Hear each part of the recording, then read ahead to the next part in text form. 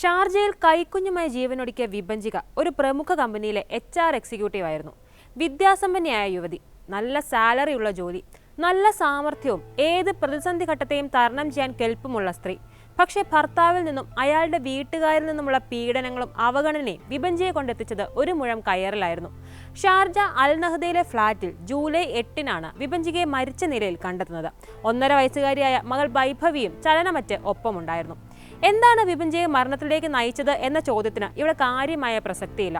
കാരണം ഭർത്തൃ വീട്ടിൽ ഒരു സ്ത്രീ ആത്മഹത്യ ചെയ്താൽ അതിന് പിന്നിൽ ഗാർഹിക പീഡനമാണെന്ന് മനസ്സിലാക്കാനും മാത്രം അത്രയധികം സ്ത്രീകൾ ഇവിടെ ജീവൻ നഷ്ടപ്പെടുത്തിയിട്ടുണ്ട്. വിഭജികയുടെ ആത്മഹത്യക്ക് പിന്നിലെ ചില സംഭവങ്ങൾ ചർച്ച ചെയ്യുകയാണ് ജനറൽ ഡയറി ഇന്ന്. സ്വാഗതം.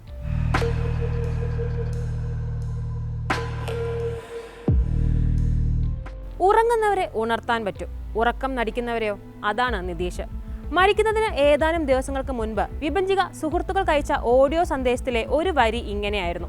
പുറത്തുവരുന്ന റിപ്പോർട്ടുകൾ പ്രകാരം ഈ 2 വരി മാത്രം മതി നിതീഷിന്റെ സ്വഭാവം വിശദീകരിക്കാൻ. മറ്റൊരു തരത്തിൽ ഭാര്യമാരെ ആത്മഹത്യയിലേക്ക് തള്ളിവിടുന്ന എല്ലാ പുരുഷന്മാരുടെയും സെലക്റ്റീവ് ബോധമില്ലായ്മയെ വിശദീകരിക്കാൻ.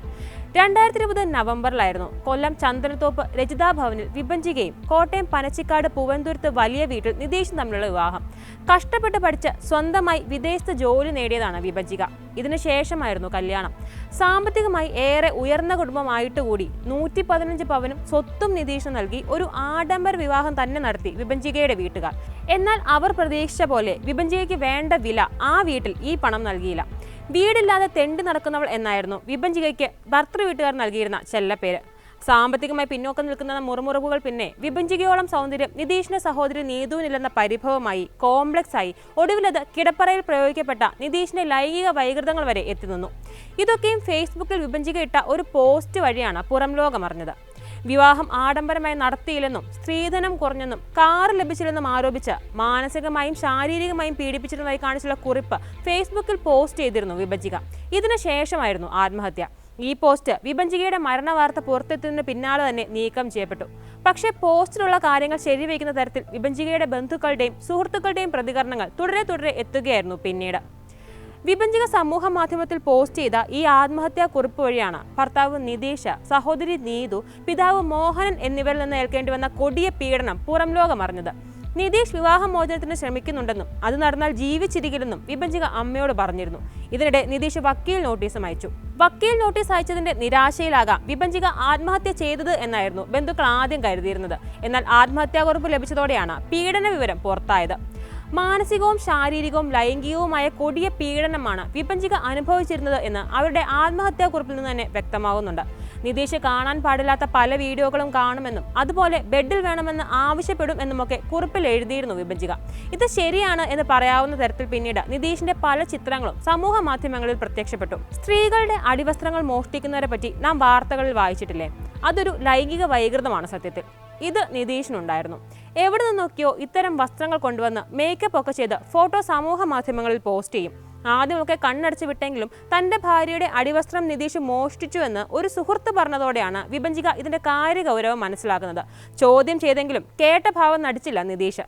എന്റെ കാര്യം നീ നോക്കണ്ട, നിന്റെ കാര്യം ഞാൻ നോക്കാൻ വരുന്നില്ലല്ലോ എന്നതായിരുന്നു സ്ഥിരം ഡയലോഗ്. ഇത് അക്ഷരാർത്ഥത്തിൽ സത്യമായിരുന്നു. വിഭജികയുടെയോ കുഞ്ഞിന്റെയോ ഒരു കാര്യവും നിതീഷ് നോക്കിയിരുന്നില്ല. സുഹൃത്തുക്കൾക്കൊപ്പം ട്രിപ്പും മറ്റുമെന്നും പറഞ്ഞ് 2-3 ദിവസമൊക്കെ വീട് വിട്ടു നിൽക്കും. മറ്റ് സ്ത്രീകളുമായി വഴിവിട്ട ബന്ധവും ഇയാൾക്കുണ്ടായിരുന്നു. ഇവരോടൊക്കെ വിഭജികയുമൊത്തുള്ള കിടപ്പറയിലെ വിവരങ്ങൾ പങ്കുവയ്ക്കും. വിഭജിക ഇത് ചോദ്യം ചെയ്താൽ പിന്നീട് ഉപദ്രവമാണ്. ഭക്ഷണം നൽകാതെയും ശാരീരികോപദ്രവം ഏൽപ്പിച്ചും അപവാദം പറഞ്ഞുമൊക്കെ ഗർഭകാലത്ത് പോലും ഇയാൾ വിഭജികയ്ക്ക് സമാധാനം നൽകിയിരുന്നില്ല. നിതീഷിന് സകല സപ്പോർട്ടും സർവ്വ സ്വാതന്ത്ര്യവും നൽകിയിരുന്നത് അച്ഛനും സഹോദരിയുമായിരുന്നു. നിതീഷിന്റെ അച്ഛൻ മോഹനൻ ഇവർക്കൊപ്പം തന്നെയാണ് കഴിഞ്ഞിരുന്നത്. ഇയാളിൽ നിന്ന് പലതവണ മോശം അനുഭവം ഉണ്ടായി എന്ന് കുറിപ്പിൽ പറയുന്നുണ്ട് വിഭജിക.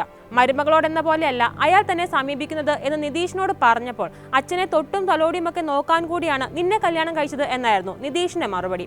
മോഹനൻ വിഭജികയുടെ അമ്മയോട് പോലും മോശമായി പെരുമാറിയിരുന്നുവെന്ന് ഇവരും വെളിപ്പെടുത്തിയിട്ടുണ്ട്. നിതീഷിന്റെ സഹോദരി നീതു ആയിരുന്നു വീട്ടിലെ മറ്റൊരു ഉപദ്രവം. ചേച്ചിയേക്കാൾ സൗന്ദര്യം നിനക്ക് വേണ്ട എന്ന് പറഞ്ഞ് വിഭജികയുടെ തല മൊട്ട അടുപ്പിച്ചിരുന്നു നിതീഷ്. വിഭജികയ്ക്ക് സൗന്ദര്യം കൂടി എന്ന് പറഞ്ഞ് ദേഹോപദ്രവം വേറെയും. വിഭജിക നിതീഷിനൊപ്പം സമയം ചെലവഴിക്കുന്നത് നീതുവിനും ഇഷ്ടമുണ്ടായിരുന്നില്ല. നിതീഷുമായി വിഭജിക പുറത്തു പോകുമ്പോഴൊക്കെ ഇവർ പ്രശ്നമുണ്ടാക്കിയിരുന്നു എന്നാണ് വിവരം. കുഞ്ഞിന് പനി വന്ന സമയം ആശുപത്രിയിൽ പോകാൻ സമ്മതിക്കാതെ നിതീഷും നീതുവും മുറിയിൽ പൂട്ടിയിട്ടെന്നും കുറിപ്പിൽ വിഭജിക പറയുന്നുണ്ട്. ഇത്രയൊക്കെ പ്രശ്നങ്ങൾ ഉണ്ടായിട്ടും ബന്ധുക്കളോ സുഹൃത്തുക്കളോ തന്റെ കാര്യത്തിൽ ഇടപെടുന്നത് വിഭജിക പ്രോത്സാഹിപ്പിച്ചിരുന്നില്ല. തനിക്കൊറ്റയ്ക്കെല്ലാം മാനേജ് ചെയ്യാനാകും എന്ന ആത്മവിശ്വാസത്തിലായിരുന്നു യുവതി.